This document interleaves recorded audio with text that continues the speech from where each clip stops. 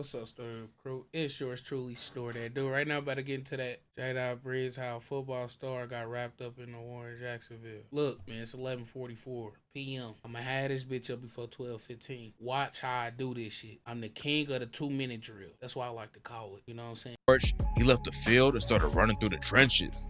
Now, he's one of the hottest rappers in Jacksonville. And today, we're breaking down how he took over the scene and got wrapped up in one of the Now he damn near is like, it keep the pendulum keep fucking swinging, for real. Well, not the positions. The positions keep just swinging. First it was like Ace, then it goddamn went to the Foolie, then it went to goddamn Spin for like a little hot second. Then I feel like WAP had his run. You feel me? And then this nigga, boy. Ever since that 2019 song, I want to say, this shit just been growing. deadliest wars in the rap game. Real quick. Jdot came up in Jacksonville being raised by his mom because his dad was in and out of jail all the time. Jdot wasn't gangbanging back in the day, but his family was always struggling to even put food on the table, and he ended up getting active at an early age. Before we got involved with the beef between Young and Ace and Fulio, Jdot had already known a lot of dudes from both sides for a long time. In an interview with No Jumper, Jdot said he met Spin the Bands when he was just a kid because his mom's friend lived in the same area. A lot of the dudes he knew were already repping sets, but Jdot just made his own lane in the streets and wasn't affiliated with any gangs. He started stealing cars when he was in school, and Jdot said that's what everyone was doing back then. Jacking whips was like a trend in the city, and there were a bunch of teenagers showing up to parties driving stolen. Them niggas picked up the flathead screwdriver, nigga. These motherfucking new kids got it made with the little stealing shit. These niggas need hey, all they need is an iPhone charger. But niggas had to have that motherfucker. It was like you got to have that sturdy ass screwdriver. They used to, what they call it, cracking the column. Yeah. Stolen cars. He got away with it for a while. Got made with everything. Eventually, Jdot caught a charge over a stolen whip and got locked up.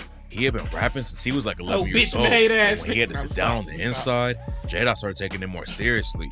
He was rapping for anyone who would listen to him. And when he talked to the homies on the outside, Jdot told him he was going to become a rapper when he came home. At the same time, Jdot had real potential to make it far with football.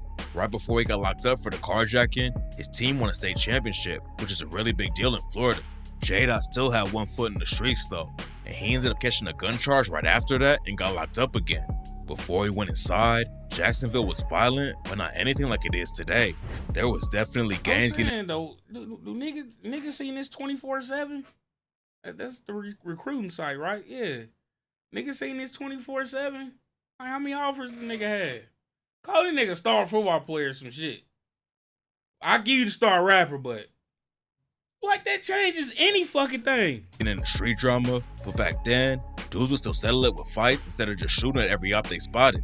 Jdot was cool with dudes from both sides before he went in for the gun charge, but while he was locked up, everything changed. There's a lot of different rumors about how it all started, but this is how the war in Jacksonville allegedly popped off. In 2017, Fulio's cousin Zion Brown was shot and killed by a dude named DeAndre Thomas.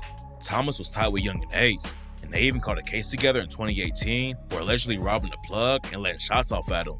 Ace skated on the case, but that same year, he was involved in the shooting that really set the war off. Ace went to dinner with his brother and two homies to celebrate one of their birthdays. Usually they wouldn't be moving around in public like that, but that night they wanted to just chill and have a good meal at a steakhouse. Everything was cool at first, but when they were leaving the restaurant, a shooter rolled up and started dumping shots. Ace's brother and two friends were all killed, and Ace barely survived after he caught 8 bullets.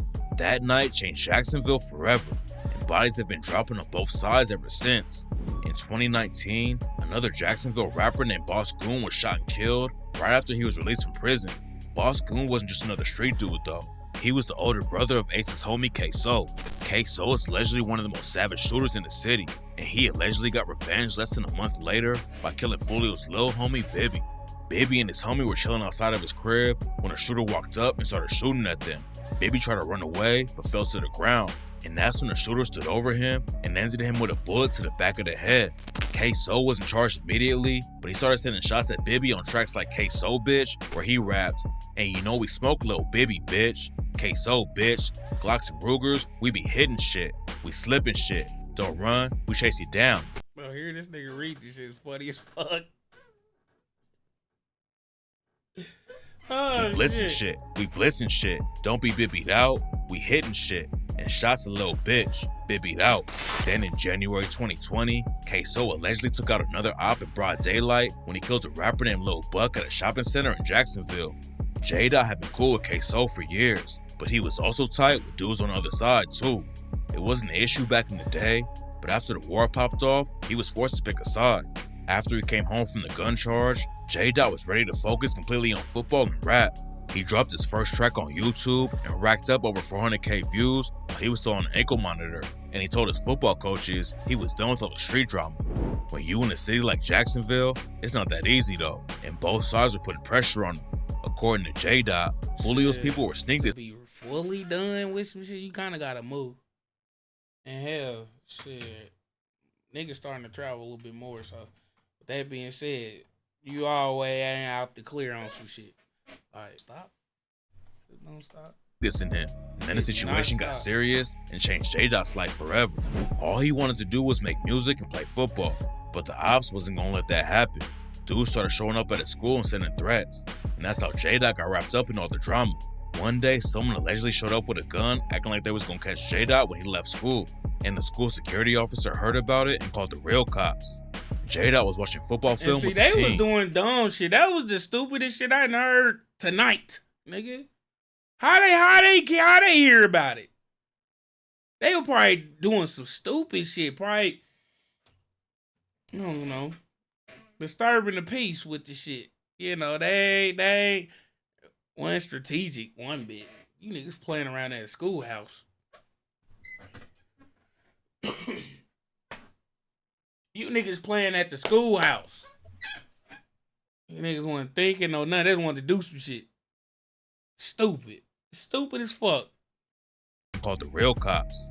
Jdot was watching football film with the team, but then he got called to the office and the principal let him know that people were making threats on his life. The principal said that Jdot being at school would put other kids in danger too and told him to stay home until the situation cooled off. Jdot did what he was supposed to and just chilled around for a month. Then he got the call that he could go back to school.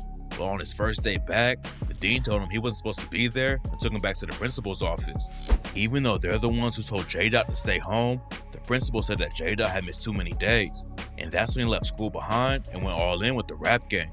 Even if he wanted to go legit and get a normal job, Jdot said it wasn't possible because there was too much drama going on in the streets. He started rocking with Young and Ace's side of the beef, and not before long, Jdot was losing homies in the trenches.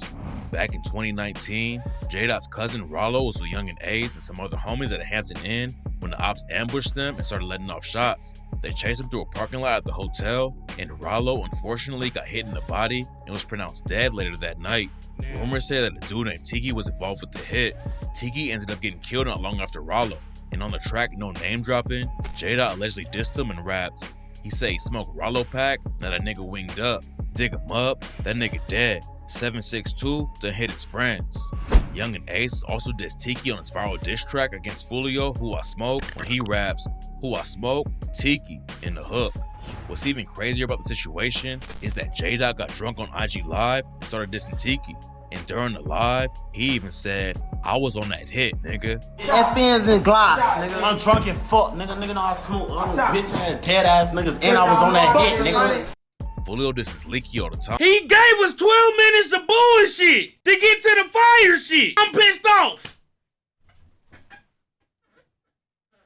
Well, anyway, that's my first time seeing some shit like that. You know what, though? He claimed that he was drunk. He claimed he was drunk. We can't go by that one. He was drunk. And Jdot clapped back on tracks like Reincarnated when he raps, "Nigga dissed me and got shot in this shit. He say he smoking Rollo, man, Fulio a bitch. I'll pull up on the 6 cause my Glock got a dip, but I'll jump out with the Drake and run him down and take a piss. How you rap out gangsta shit, but you ain't never did a hit? He also took shots at Bibby on the same track and said, Bibby in my blunt, I might try to mix dank. Need you turn into some runs. Hop out on a nigga block and I made his ass run. How you smoking on my dog and your body count ain't one? Rollo died with the FN? Well, Bibby died with his gun. Julio has already survived a few shootouts over the war in Jacksonville. Back in 2020, he was out in Houston when the ops caught him in traffic and dumped a clip into his car.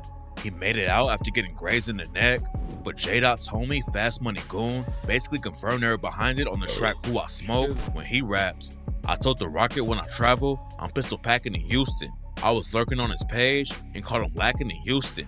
We let off shots, he got shot and went live. I was tweaking like, fuck man, that bitch ain't died. Then one day, he was leaving the studio in Jacksonville when two shooters ambushed him. Motherfucker.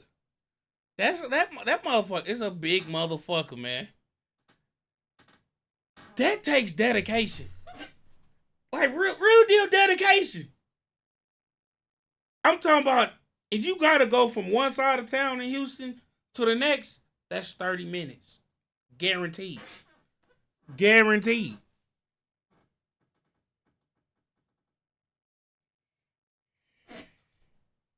Started letting off shots. They dumped over 100 rounds at him while Julio was busting back, and somehow he made it out of the situation and only got grazed in the leg.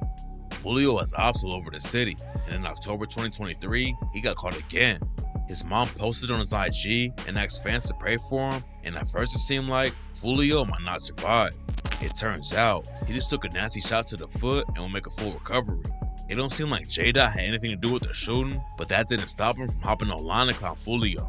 He dissed him on IG Live for getting hit up again, then told Julio to go pick his dead homies up. Julio and Jdot have both lost so many homies to the war that they'll probably never stop beefing. Jdot said that losing people to violence all the time is traumatizing. He told No Jumper that it used to mess him up really badly, but then he just got numb to it all. Luckily, it seems like Jdot is really focused on staying out of the street beef and taking it far in the music industry. He already moved out of Jacksonville and states where there isn't such a massive target on his back, so hopefully he keeps it pushing and focused on his career. You know, it's your boy Snore and I'm gone.